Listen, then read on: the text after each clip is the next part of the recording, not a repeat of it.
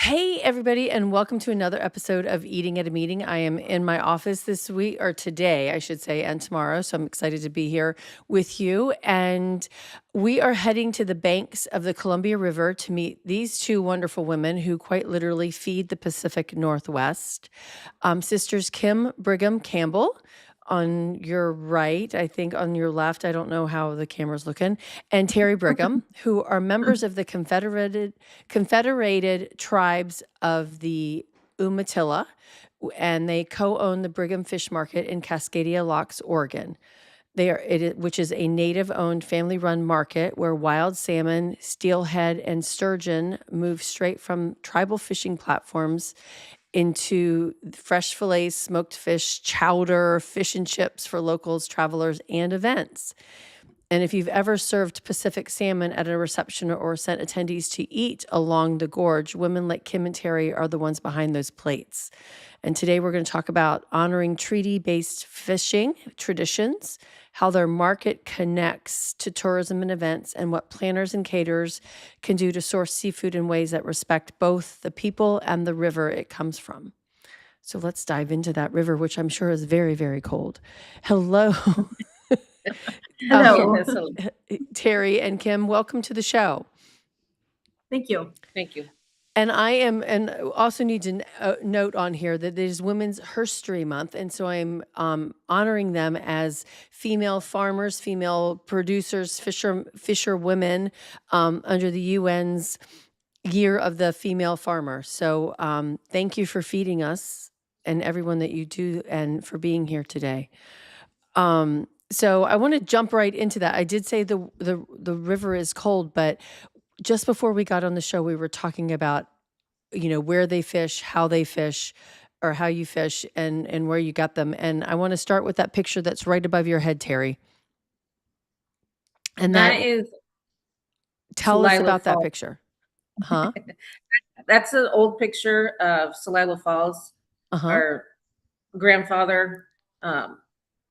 It's platforms, scaffolds, and you go out there with a net, and usually in Celilo Falls they would tie themselves on, because if you fell in, it was not a great outcome. Not a great outcome all the time. It was, yeah. So the Celilo Falls went before the dams were built. So that was back in before the 50s. Before the 50s, yeah. Oh, wow. Okay. Yeah. Okay. And so we have scaffolds along the river.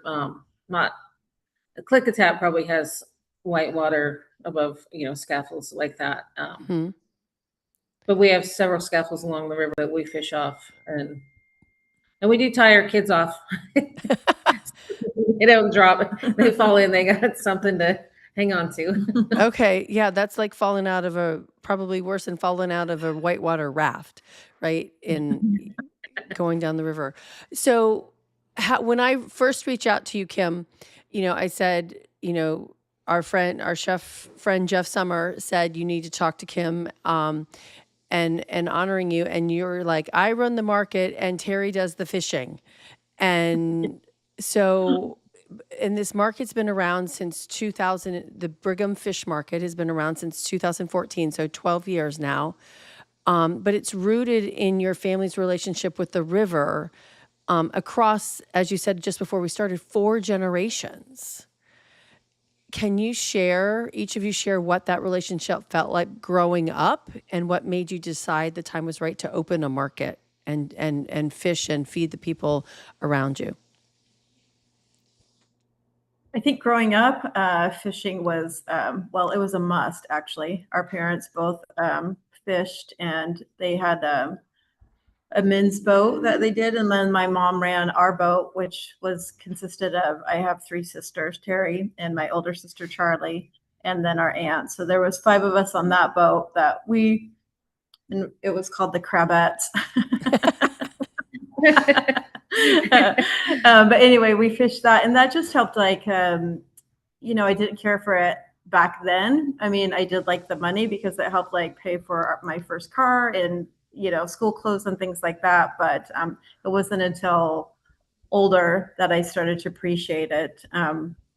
We opened in 2014 because the Port of Cascade Locks came to my family because we were a trusted source here in the locks. And they wanted a brick and mortar building. It wasn't something that I like dreamed of doing or anything. I was actually just being a hairdresser at that time, and fishing was kind of a side thing.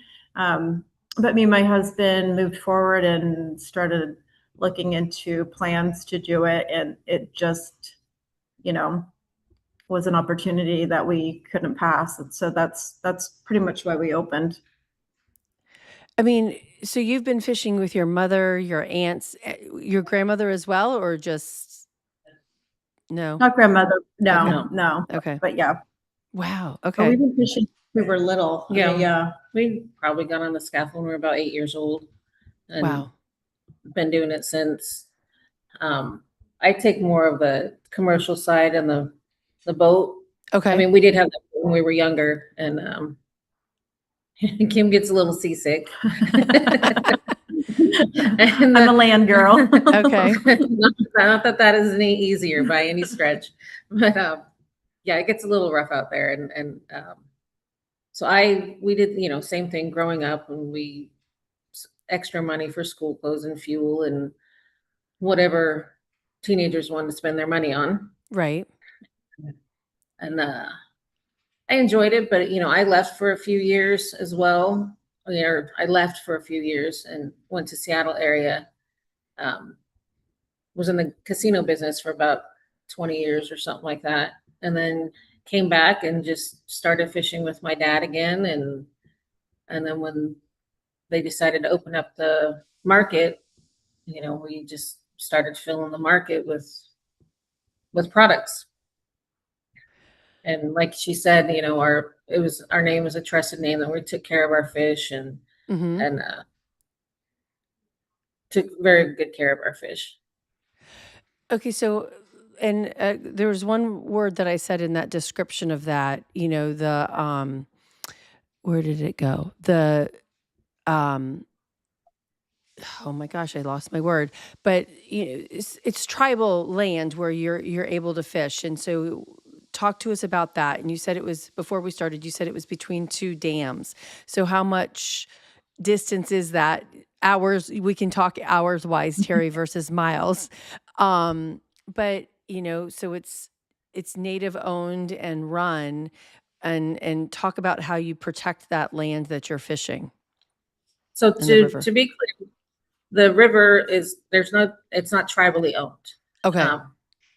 The river is from Bonneville Dam to McNary Dam. The Columbia River is where only tribal fishermen can commercial fish. Okay. There's definitely a sports fishery. Sportsmen can fish there, hook and line. But below the dam, Bonneville, is where non-natives can commercial fish.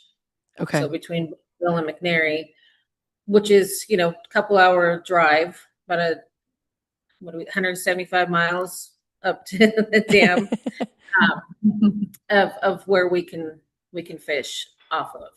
And that would include scaffold fishing, hook and line, dip netting, long lining, and gill netting. And so depending on the season will kind of depend on what's being done for that particular fish. And so there's different fish at different times of the year. Yes. Correct. Yeah. Yes. We have like the spring salmon. And it's been over a decade since we've been able to commercial fish spring salmon, but I do fish for it to feed, to fish for the tribe. And the tribe has a quota, and each of the 4 tribes, there's 4 tribes that have the rights to fish on this river. And it's ours, Umatilla, Nez Perce, Yakima, and Warm Springs. Okay. And they're all confederated, so there's several different tribes for each one.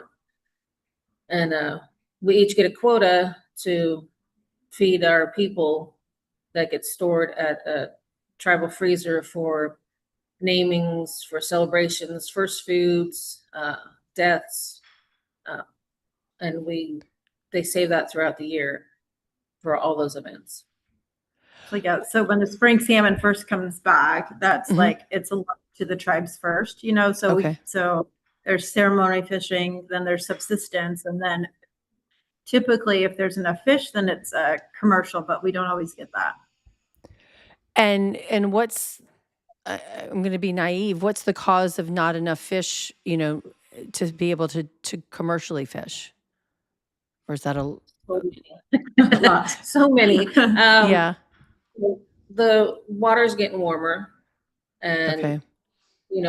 they Sea go out to lions? the ocean, and the what they call it, the red blob was there for a few years of the warm stuff, and that's there. And then sea lions, like she said, below the dam. There used to be just a couple. No, there's hundreds. Yeah. Oh, wow. And, yeah. And if the water flow is not enough to bring the fish up, then they just stay, because there's a creek right below the dam. So they stay in the cooler water, and it's just like a buffet for the sea lions. Wow. So even though there's an estimate of what there is, then they have to get through all that. And then they have to get through the dams, and then they have to, so there's so many things that have caused a decline. What has saved the runs and like brought back the summer runs was hatcheries. Okay. And hatchery fish, they're created there, for lack of a better word, and released, and they do the same swim as the wild fish do when they're coming from the stream. So, even though they're hatchery fish, they're still natural. They're not like the Frankenfish that are color injected and. I think they call them Atlantic salmon or. Okay. Yes. Well, wouldn't Atlantic salmon be on my side of the country? Yes. Yes. Okay. And not you're the Pacific side. Anything that's color injected, yeah, I'd stay away from that. And how do you know that? How can you tell? They have to tell you. Oh, they have to tell you. Okay. Maybe not now, considering they have all kinds of crazy foods. And like in Hood River County, like you go to Safeway and it will say like on their little things like Atlantic salmon, and it will say color injected. Yeah. Okay, I will now be looking for those words on every label. Wow. Okay. Yeah, I actually got some salmon yesterday, so I have to go look at that label for sure. So walk us through, I mean, you've talked a little bit about that, but walk us through what a day of fishing actually looks like. You're working in the tribal platforms and the scaffolds. What does it feel like to be out there, and how does it connect you to your grandparents, your parents' experiences? And then I actually want to get back to what all the different types of fishing that you mentioned, the different netting and things like that, line and things. I mean, do most of the fishing. For me, well, like we said, we've both been scaffold fishing since we were little, and the fish run best in the morning and the evening when it's getting cooler. So we get up in the morning and we go check our hoops if we had them in, or we just go down there and throw them in and stay down there and fish all day. And it's when we were younger, we'd bring our stereos and have change for the people that are buying right off the scaffold, and just spend the whole day down there, laughing or fighting, whichever day, whichever it entailed for that day. As far as commercial fishing, I get up pretty early in the morning. Go get my boat. My crew usually meets me, or I pick them up, whichever. Launch my boat and run the gear. And that's my happy place. I enjoy it. See the sunrise and it's just, I don't know. I guess I just feel connected there. Yeah. And I fish with my dad for, I don't know, last 17, 18 years now. Yeah, and he's 80. He's 80. And wow. He's still on the boat, still bossing me around. But I enjoy it. Those are memories that not everybody can do this. Not everybody wants to do it, Right. but I get to do it with my family and teach my kids. And my middle daughter, she gets seasick too, but my son enjoys it, and my nephews, and it's every emotion all tied into one little boat. Oh, I'm And sure. Yeah. and it depends on the day. You're happy and having a good time, or you're working your butt off to get it done, get it quick and get back in safely. I've been out in weather where it's -9 Wow. and 105, depending on the season and what I'm fishing for. Okay. So and then we drive, depending on what season, we drive it back for we clean it and drive it back. And my brother-in-law takes care of the filleting, and my sister mostly, because I'm doing the fishing, and then we bring it to the market and fillet it and get into the case as quick as we can. So Kim, talk us through that. So now, are you cleaning it when you're on site before you bring it back to the market, or are you cleaning it once you get it to the market? My crew, my dad and I, we usually clean it. We have an area where we clean it and then put it on ice immediately. Okay. So they're already on ice once they even they're clean and on ice once they even get to the market. Okay. And that's a whole fish though, cleaned. Yes. Yes. And then Kim, Yes. your team takes over from there. Correct. Me and my husband do all the filleting, and we just decide we do smoking here on site. We do the filleting. So then what else with it? He scrapes the backbones, and we use that for salmon patties. And then we save the heads. Some people like to boil them for broth and all that. Yeah. Okay, for broth I get. Okay, eating, no thanks. Yeah. I do have one customer. She's Seattle area, and she comes down and buys 100 at a time because she's like, I just love to eat them. And my local market has too small. So they're too small. I need the bigger fish. Wow. Okay. Yeah. So everything of the fish is taken care of and processed in some way other than, and the guts, they just get thrown back in the river to feed the sturgeon. Okay. All right. So I'm going to come back to one question that I have, but I want to go back to the market aspect. So, and the seasonality of this too. So your menu is very deeply seasonal based because you just talked about how fishing like that. So how do you, and yesterday I was talking about with a farmer who grows vegetables, like you shouldn't be eating asparagus in December because it's a March spring vegetable. So how do you educate your consumers, your customers that are coming into the market who aren't thinking about seasonality and helping them understand the changes and why that it matters to be eating the fish at certain times of the year?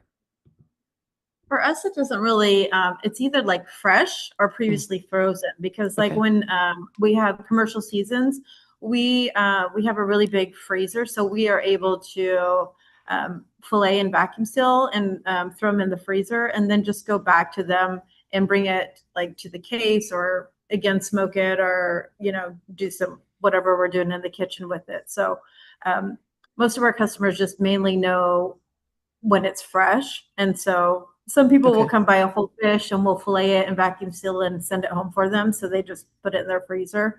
But we don't have to, not a ton of waste.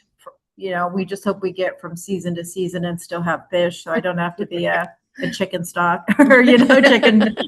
Yeah. Selling sandwiches or something because I have no fish. We do have to tell a few people because they think that, being tribal, that we get to fish whenever we want. And that is that's true. Definitely not the case. They're like, well, where's the fresh fish? Well, it's not in season right now. So, we have to tell them what season, educate them on what seasons that are coming up, when we're going to have them. And handed out thousands of business cards, mostly Kim's. Well, and also we don't always get a season too. Yeah. So some of it is, and then we have to source it somewhere else, out of Alaska, down to the coast and things like that. So it's not always just what we're catching, but it would be local still. No farm raised ever. No. Okay. That's your favorite. Yeah. Yeah, I mean, because if you have a slow season, I'm like, and it is, and I was listening to a podcast of another friend of mine who's a farmer and saying, because she only does chickens a certain time of year, right? And so she has to go find partners, like you just mentioned, so that she can feed them all, sell the chicken all year long, because you want to remain top of mind, because that's your Correct. business. Correct. Yes. Yeah. Mostly we're able just to keep it within the family because we have a big family. My sister and my son and uncles, and then we do have a couple of the other natives that we do source too that keep us. And each year is getting bigger, so we're having to, get creative with when we're getting in and how much we are able to save. And we're afford.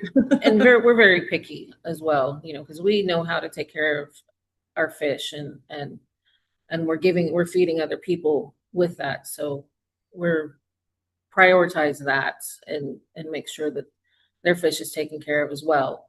So that And explain to me what you mean by taking care of your fish. Having it on ice, Okay. bleeding them. Yes. Bleeding them's important, and just making sure that we inspect them before we buy them. Okay. So yeah, when the fish are caught, if Mhm.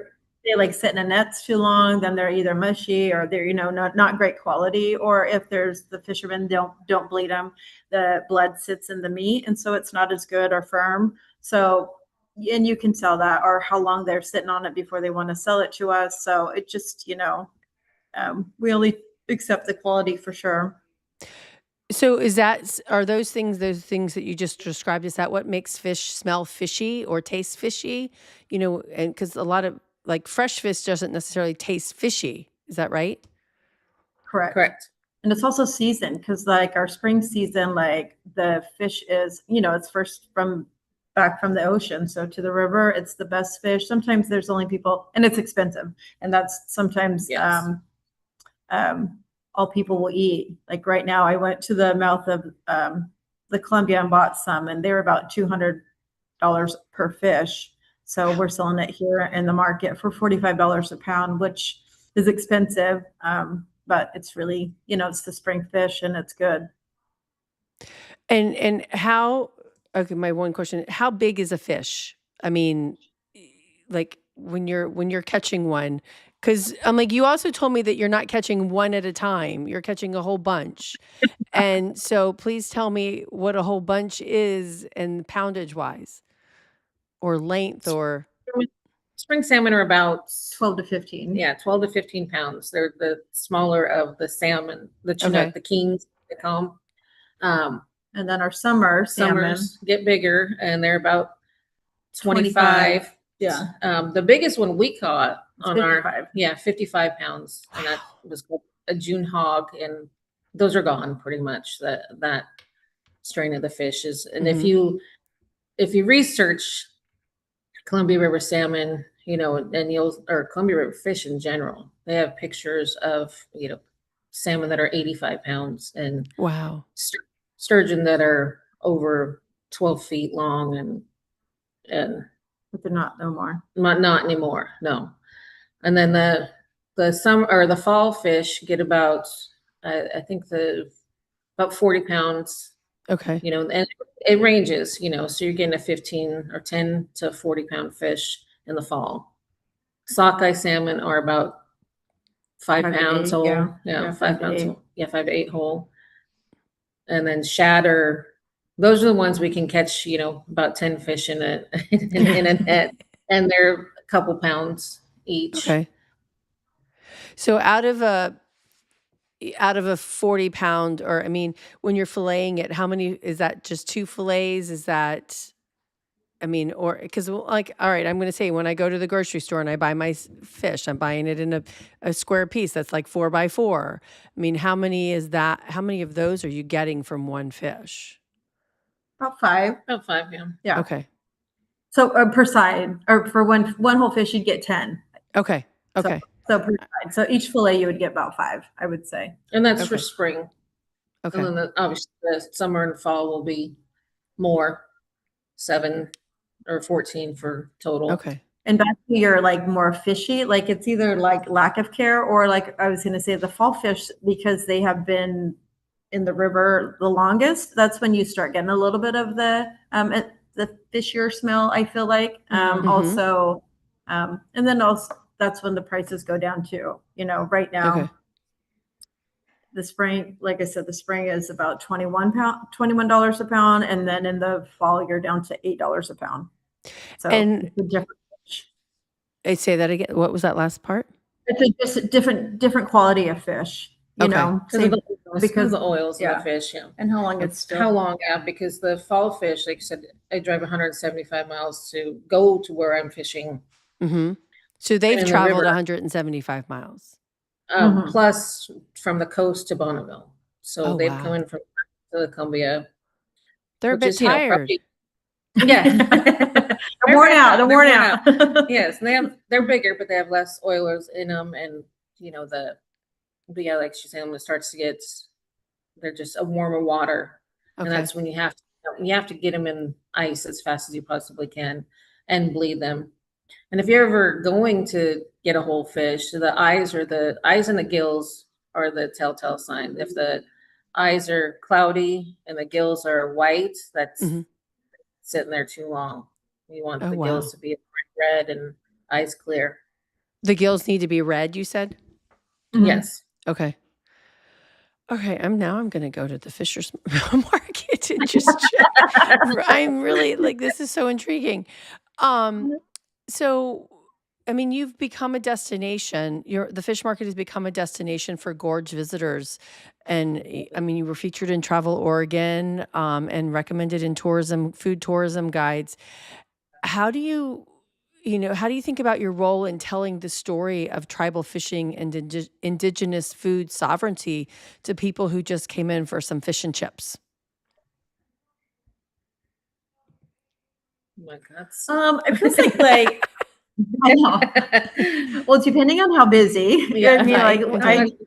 Yeah. So I visit with the customers quite a bit, and just see where they're from, and then show them the pictures on the wall, which is an easy conversation, just to say, this is my family. We've been fishing for generations, and then just kind of go through that I caught this fish this morning and I filleted it, and this is, coming to you. And then also just talk about how it's our native, like, first foods. It's one of our, important to us and the tribes, and people are usually really accepting and open to it. Yeah. And we respect what we do and what it takes to get it to the case and get it into the market. And I think that reflects in what we're telling people about what we do and how we do it. And that's something our parents taught us. And the first foods is something that they have celebration for at back on the reservation, where they have a longhouse and they have a feast and celebrate the first salmon coming back, and then the berries and the roots, and so it's ingrained in us, I guess. And you're continuing to ingrain that into your kids. Oh, correct. Yes, absolutely. And how old are they now? I have my oldest daughter is 32. Oh, okay. My middle daughter is 19, and my son he'll be 16 next month. Okay. I have a little bit of a range. I was like, mine are 25 and 27, so they're a little closer together. Yeah, a little bit of range there. No, and I mean, and so that's interesting. And the 16-year-old to the 30-year-old, do they see difference? Do you see different perspectives from them? in how you run the business and being part of the tribe? Yes. And thankfully all my kids are close to each other, and they enjoy fishing, going scaffold fishing and spending, hunting and doing things together. And but all of them have the, understanding of how important it is for first foods, and how important it is to respect the salmon and respect the the animal that we're hunting, whether it's deer, elk, or bear on occasion. Mm-hmm. And so yes, they I would say that they see kind of the same, but obviously the 32-year-old is going to understand it a little bit more than the Mm-hmm. 16-year-old, but he'll get there. And Kim, what about your kids in their 20s? My son is still part of he fishes with Terrie and my dad, so he's doing commercial fishing with them and loves it. Actually, he is doing construction also, but he would prefer to be on the river and keep doing, fishing for the family and taking care of mom. And my daughter, she is works here with us. She's one of the managers, and so yeah, we just want to pass this on to them to show them, run the market. We're not getting any younger, and it's hard work. Mm-hmm. So yeah, pass it on to all of them, and so that they understand and respect it is what our gift is to them. I love that. Now, as Indigenous women who are running a seafood business, what have you had any barriers to have you had to navigate any barriers, whether it's in regulation, business lending, perception, being taken seriously as owners and producers? I would say back when we were younger, and even when I started fishing with my dad, it was, you know, women aren't supposed to be fishing, or they're, just an older misogynistic view. Mm-hmm. But as we've gotten older, we see and have seen more and more women and young girls out there learning and wanting to do what we do. So it's for me, there wasn't, I don't know, not much for commercial fishing. We always had our buyers, people that we've been going to for decades. My dad first, my parents first, and then they're still in the business, or their kids are still in the business. So we're second generation working with each other. Mm-hmm. So That's awesome. yeah, it's pretty cool. But like my dad, when they were fishing younger, they had sugar porn in their gas tanks and bullet holes in their boats, and they uh, police officers tying their nets and dragging them up on shore. Fish wars. They had the real barriers, and they paved the way. None of paved, they made a road to help the rest of us, all tribal people on the river, to have the opportunity. And it's hard work. We have all struggled, and they say the first 2 years you're good for a business, but I would say at least 5. Feels like 10. Yeah, and we're in 12, and we're like, okay. I feel like we learned everything the hard way. I guess we did. It wasn't. We knew fish, and we knew our product and the community, but business was secondary. Yeah. And so we just keep that was trial by fire. Yeah. For sure. Yeah. So what okay, I'm going to go back to the tribal aspect of this as well, but for event planners, for Chef Jeff, who he actually works at a hotel which is on a reservation, right? Correct. What can you help us understand what the rights look like on water, and why they matter to the food system? So each season is allocated. I don't want to say allocated, but yeah, Oregon, Washington, Corps of Engineers, and Oregon, Washington, Corps of Engineers, and all the tribes that go into a meeting and look at the numbers for the expected return of each season. So spring, summer, fall, So salmon. number of fish. Okay. And it's always a guesstimate because we don't know until they hit Bonneville Dam, and that's when they can start counting them, because there's nothing to count them from the mouth of the Columbia until then. And so then they decide each season that we have, and sometimes it's week by week, other times it's 2 weeks, and then they reassess the numbers that have been reported to them, and then decide if we can fish more, because lower river non-tribal fisheries get 50% of the run of the allocated run, and then tribal gets the other 50, but there's also an escapement, which is I think 20%. And the escapement is so that they keep coming back. We can't, nobody wants to catch the last fish. Right. So the seasons are allocated by that. And sometimes there isn't season. And sometimes, so it would be hard for me to consistently give to Chef Jeff, if he was constantly supply or, ready for my supply.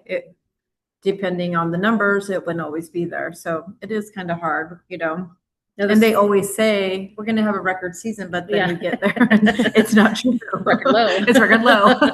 It's a record. I mean, summer salmon was gone for 20 some odd years before it was rebuilt with hatcheries, stuff like that. And, so we didn't fish. And I remember when we were younger. Well, thankfully I had a job. So, and that's what other people had to do is and that's summer. So we'd have a spring and a fall, but summer was non-existent for. Or our freezers were full because we could, because then our subsistence for us, we would can and dry, and so we ate well. Still do. Yeah. And that was I was going to say, there was a time where we our fall season was 5 days. Wow. Because there were other factors. There were fish wheels that nothing would get past those. And so that about decimated the runs. And then Oregon, Washington, the tribes and Corps started all finally really working together, because they were just going to be gone if they didn't. And, that's also the other important thing that we try to teach our kids, is that, you have to leave some for it to come back. And we look at that, tribal people look at that for the next 7 generations, not just our kids. So they try to make the decisions that are going to help sustain it and have it still be here. But, the warmer rivers and the sea lions and all of that, those are new things that we have to adjust to, and another barrier. Yeah. I mean, and thinking through and just thinking through the food system, with what we're going through, right? Just what we see in the news and lots of changes and things, but thinking through the food system for 7 more generations. I'm like, that's great grandkids. Or I don't even know if I got all the greats in there, right? Right. I mean, that's what we should all be doing. Thinking through our farms and our farmland and our rivers and our oceans. Yeah. Well, that's what the treaties were for, our treaty, obviously we got put on a reservation, but our ancestors fought and demanded. We weren't given anything. They fought and demanded that we remained, or what is it? I can't think of the word right now, but we kept our rights. We kept our rights to hunt, to fish, to gather roots and berries in our usual and custom places. So when they signed that treaty in 1855, they were thinking of the next 7 generations, so that we were able to still do what we do. And okay, I want to jump back, because you both said first food. So explain that in that context. Your first, right? Did I say that right? Yes, perched foods. It's the first salmon that comes back. Okay. I do the ceremonial subsistence. My dad has done the ceremonial subsistence since the 70s for the tribe. And the first fish that we pull out of the river, we put a little rope in it, and the tribe comes, because we're 2.5 hours away from our reservation. So Okay. the fisheries department comes down and picks up the fish and brings it back to the tribe where they have first foods return of the salmon celebration ceremony with in the longhouse, where all the people come together and sing and pray and respect that our salmon have returned. And give thanks. Yes. And that happens with, we have celery feast, we have huckleberry feast, we have root feast, and that's what Creator is given us to help sustain our bodies and sustain our lives, and that's what first foods are. And you fought for the treaty fought for those rights to continue that. Yes, correct. Yes, because people are like, "Oh, you were given." No, we weren't given anything. Well, our people fought for what we have, and to keep what, yeah, to keep a little bit of something what we were doing, and that was the first foods were extremely important, or are extremely important. That's why it's in the treaty. Wow, that's a lot to carry, a lot to push forward and to remember, all of those things wrapped into one. And that's amazing. That you're carrying that on, from, I'm going to cry now, carrying that on, sorry, to your kids and then to your grandkids, and your nieces and your nephews and all of that. That's an honor for sure, Yeah. Okay. Now I'm going to cry. Now I'm going to stop. Okay. So this is the UN's International Year of the Woman Farmer, and it's putting a spotlight on women across all the food production, farming, fishing, foraging, etc. What does that mean to be a woman of the working waterfront right now? You said Terrie, you said there's some women that are coming into it. So what does it mean for you two doing this and going forward to continue on that tradition? It's I don't know. For me, in the very beginning, I thought that everybody fished. I thought everybody hunted. I thought that. As I got older, I obviously realized that was not the case. Yeah, our dad has 3 girls. 3 girls, yeah. So he had to teach somebody. Yeah, and to teach us all. Yeah. So I, getting to do this with my family and my nephew, her son, and mine, and my dad as a female, as a woman, or I don't really get treated too much different, and I think that was the goal. I may not lift as much, but I'll get it somehow, some way. I'll figure out a way. But to hand that down or to teach somebody else is, it's it's an honor. I guess it's an honor because we were always taught that you teach anybody that wants to learn.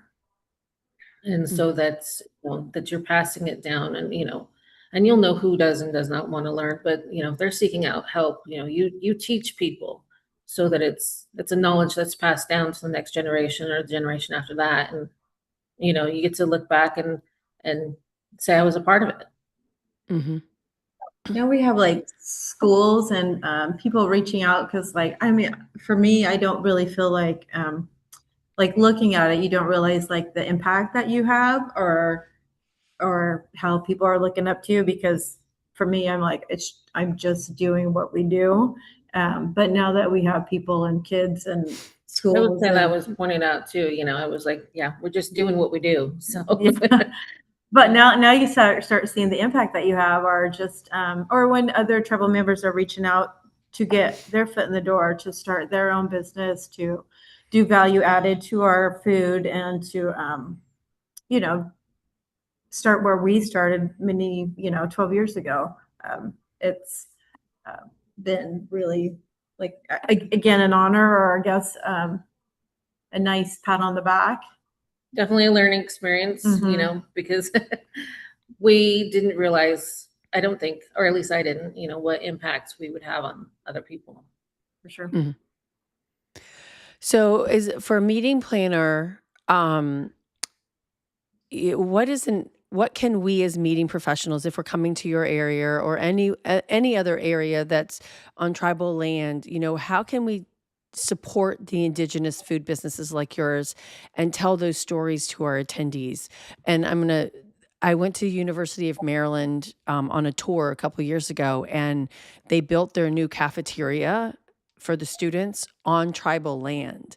And they partnered with the tribe and to bring in that food into the cafeteria. So I know they do one of the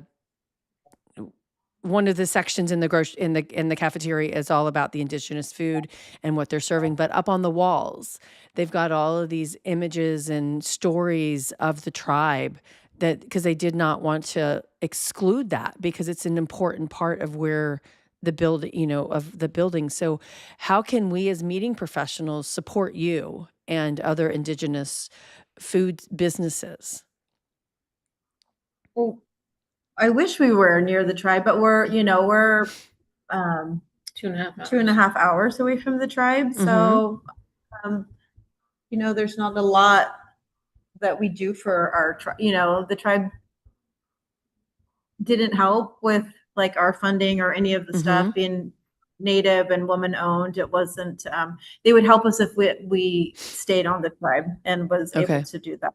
So we didn't get that support, but we do, back before all of this funding was cut. I don't know. It was last year. Last year we were part of the distribution to the tribal members. Like the tribe was getting smoked fish and our smoked salmon dip that we make here in house, and then some of our fresh fish, and we were like able to give that out to some of our tribal members there. But other than and I think a lot of the business, because Intertribe and all of the other ones, anytime that there's a meeting near us, we get their support for sure. And if they have a little catering event, they reach out to us, and we do quite a bit of that with them. Yes. So, I mean, I think if that's what, small businesses, you have to do a little research and look in the area, because I know there's a tribally owned coffee shop in Portland. Okay. And we, I don't know, we do advertise it, and I'm sure everybody else does, that you're tribally owned, and it's, they're starting to get their foot in the door, get their, taking steps to be more mainstream. Mm-hmm. But like it's been 12 years, and last 3 years is probably when we were able to and got the attention to do any sort of catering and getting the businesses from Intertribe. And Travel Oregon's been amazing for us. Like they reach out for everything. So that's awesome. Okay. Uh-oh, she's gonna go get the power. Okay. Yes. Yeah, we don't want the camera to run out. Okay. No. No, that's I love the fact that Travel Oregon is helping support and promote, the tribal businesses to help bring that attention to you and your bit and to the area, because it's a big part of Oregon, and yes, they would be remiss if they didn't. It would be a missed opportunity. I know we're waiting for her to get her cord, but what advice have you gotten from your mother, your aunt, your grandmothers about being a woman in the food business, or just the best advice you've gotten from them in general, not about being in the food business, but it's in the bathroom. Oh, sorry. Sorry. Well, our mom is actually chairman of our tribe right now. She Oh, is wow. so she and she has been all our lives, like worked for the tribe. I remember her working for my grandpa, and she would travel with him and every that. So she's a great example of somebody that is just strong and I don't know, a force to be reckoned with. She really is. I can't think of the advice that she gave us, Yeah. but I think it's just by example, you know, she's taught us. Yeah, by example to work hard and work hard, and if you get a no, keep trying, find a different way, you know, persevere, or you know, don't fade into the background, stand out. Okay. I like that. Okay, so let's do some rapid fire questions real quick. no. No. All right. Chinook, coho, or steelhead? Did I say all Chinook those right? No? Yep. Chinook is Spring salmon. there's spring. Oh well, yeah. There's spring, summer, and fall. You're asking which one we like better? Yeah. Pick one and tell me why. Oh, spring salmon. They are more oilier. They're a brighter. And they come in the cold water, you know, so they sustain a better flavor. And but along that, it's either spring salmon or sockeye salmon. Okay. And there's just who knew there were so many kinds? Yeah. Okay. What's the best way to eat salmon after a long day on the river? We usually bake it in the tin foil, salt and pepper, simple. We would when we eat out somewhere and they're like they drown it in mayonnaise or sauce or something, you know. We're like, no, just salt and pepper. So no olive oil as well, or no? No. My husband does, you know. It was pretty good, but you know, the simpler the better. I mean, I had a friend who cooked his grandpa a really nice, he's a chef, and he had a piece of fish and I don't know, slathered mayonnaise or something on it like that. He gave it to his grandpa and he looked at it, grabbed his knife and scraped everything off of it. He says, I want to taste the fish. Yes. Yeah, for sure. Okay. What's one thing tourists always get wrong about fresh fish? That we can get it anytime. Yes. We can fish anytime we want. Yes. Just go catch one. Yes. Yeah. Okay. Well, and we were talking about that new show, The Madison, you know, and I think the opening scene with Kurt Russell and Matthew Fox was like Kurt Russell wasn't getting any fish, right? I'm like, yeah. And that's why they call it fishing, not catching, is always what we say. We say it's fishing, not catching. Oh, I love that. That's so true. Yeah. Oh my gosh, that's so perfect. Okay. What has been your greatest obstacle or your biggest obstacle and your greatest joy from what you do? Gosh. Yeah. Knowing all the rules, knowing everything. It's like, it just feels like there's always something, but and that's, you know, there's always something to learn, you know, and that my greatest joy is just being on the river, and it's, you know, sometimes it's flat, calm and comfortable, and other times it's 35-mile-an-hour winds, and you know, you're hanging on just to wow, and trying to keep dry. But obstacle is you know, not really, you know, not always knowing what our fishing season is going to be, and how long it's going to be, and how much time we have to get our product and fill our own freezers. So yeah, mine is definitely, well, the business has succeeded for 12 years. We have some really great customers, repeat customers, and like huge support from lots of people. And when I get to read all the reviews and how we affect people, and they always are saying how great we are and nice, and all of the good comments. That's something I always look forward to. Yeah, we've had customers that come here since we were 12. Yeah. Really? You know. That's awesome. Yeah. That is really cool.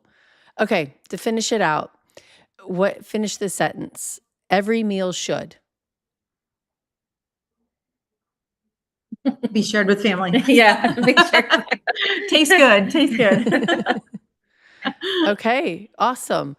Well, and they should taste good. It should be shared with family and with people that you love around the table.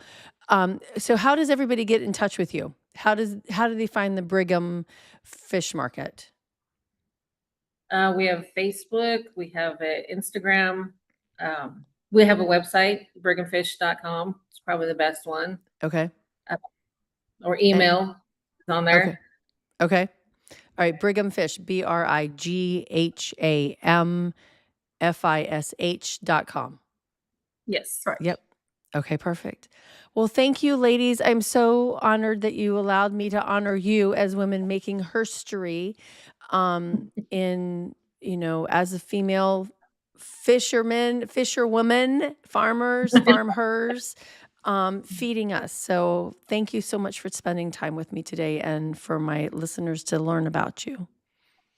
Thank you. Thank you. Appreciate it. Yes, definitely appreciate Sorry it. we made you cry. No, that's okay. That's a good thing. That's a good thing. You touched my heart, so I appreciate that. And that's all I can ask for. So everybody, there's one more farm herd that I am honoring tomorrow, same time, 12 o'clock. So join us tomorrow, and that will round out the month of Women's Herstory Month. But please give Terrie and Kim some business and at the Brigham Fish Market. So until then, stay safe and eat well. Thanks, everybody. Thank you. Thank you. Thank you.